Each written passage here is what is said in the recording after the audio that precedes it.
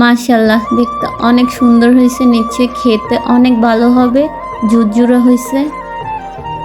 আসসালামু আলাইকুম এভরিওয়ান, কেমন আছেন? আলহামদুলিল্লাহ আমরা ভালো আছি, নিশ্চয়ই আপনারাও ভালো আছেন। এগুলা কি চিনতে পারছেন? এটা হলো শুটকির ভর্তা হবে, ওটা কাঁঠালের বিচির ভর্তা হবে, ওটা মাছের ভর্তা হবে। আজকে আমি কি করব দেখেন, আমি আজকে চিতল পিঠা করব। চিতল পিঠার সাথে আমি ভর্তা দিয়ে খাবো, সাথে আবার নারকেল চিনিও আছে। এইদিকে আবার মুরগির মাংস ভাজতেছি আমি দুপুরের জন্য। কি করব দেখতে থাকেন।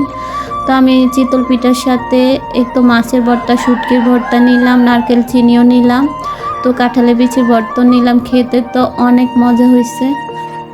দেখেন, তো আমি একা খাই নাই, আমার একটা বান্ধবী আছে, ওর জন্য নিয়ে গেলাম। তো এইদিকে আবার আমার বিরিয়ানি করতেছি দুপুরের জন্য।